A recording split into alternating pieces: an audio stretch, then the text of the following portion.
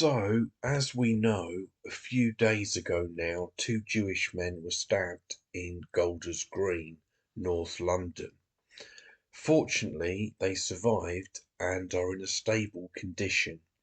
Everyone agrees, of course, that the attack was appalling, but the political opportunism and manipulation we've seen is off the charts.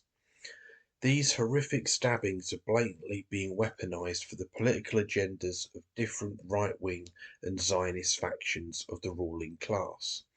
It's very convenient for them. We should ask ourselves, who benefits from this?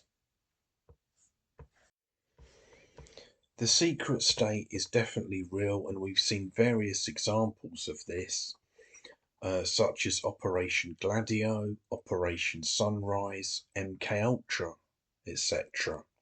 And the British state has, for example, ran murder gangs in Northern Ireland, armed jihadi groups in places such as Afghanistan and Bosnia, backed Islamist groups in places such as Syria and Egypt, for example, and manufactured so-called intelligence about Iraq to launch an imperialist war of aggression. The Manchester Arena bomber also had close ties to the British security services.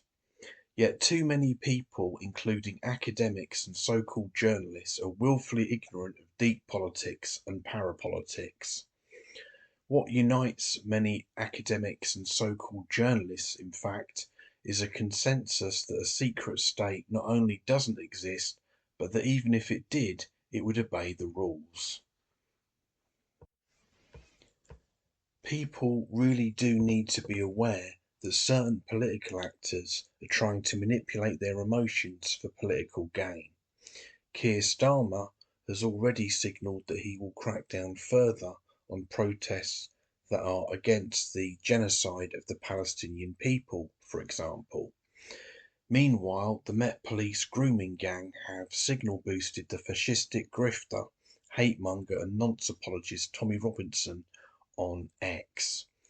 Nigel Farage immediately set about using this attack for his agenda with absurd claims about Iranians and Muslims in general. Stop the Boats has always been a deliberate and obvious diversion away from class struggle for the benefit of the establishment. Jewish critics of Israel's genocide, such as Zach Polanski, for example, are also being misrepresented, targeted, and silenced. Critics jumped on the fact that Polanski had previously said in an interview that we need to talk about whether British Jews face actual unsafety or the perception of unsafety, stressing that neither are acceptable. It was a fair comment. The UK is a safe place for Jews to live. That does not mean that attacks on Jews never happen or that violence against Jews is acceptable. Polanski's critics are claiming that the attack in Golders Green proves him wrong, but it does nothing of the sort. If the attack was against two Muslims, these people would not be arguing that the UK is unsafe for Muslims.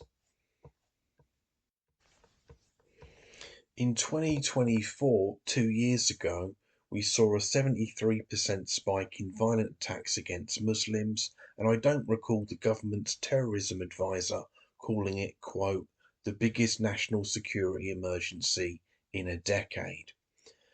An imam was stabbed in Hounslow, West London at the end of last year, but I don't recall the Prime Minister arranging a Cobra meeting. Yet he has arranged a Cobra meeting in regards to the Golders Green stabbing. It's all a bit fishy and over the top. We are seeing a massive effort to turn the public against Muslims and boost sympathy for Israel by tying Jewish identity to Israel. Every time such an attack takes place, the narrative is steered in a direction that is beneficial to Israel and right-wing Zionist political factions. This case is no different. It's all very convenient for the elite. The Golders Green stabbing suspect has a history of mental illness and was carrying a small knife. So this was probably not a carefully planned attack. Yet a new terror group named with the abbreviation HAYI has claimed credit. Yes, we're expected to believe that a black Londoner with mental health issues is part of an Iranian terror network. Perhaps he was in their telegram. It in fact appears that HAYI is possibly a telegram channel run by Mossad that claims responsibility for any attack against Jews in Europe. Some people would call that another anti Semitic conspiracy theory, but HAYI is very likely to be an anti Muslim conspiracy theory.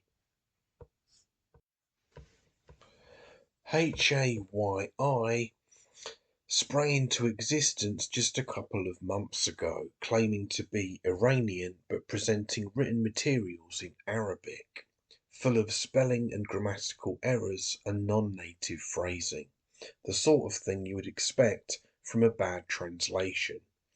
Even worse, the group's logo appears to be AI generated and contains a glaring spelling error of the word Arabic.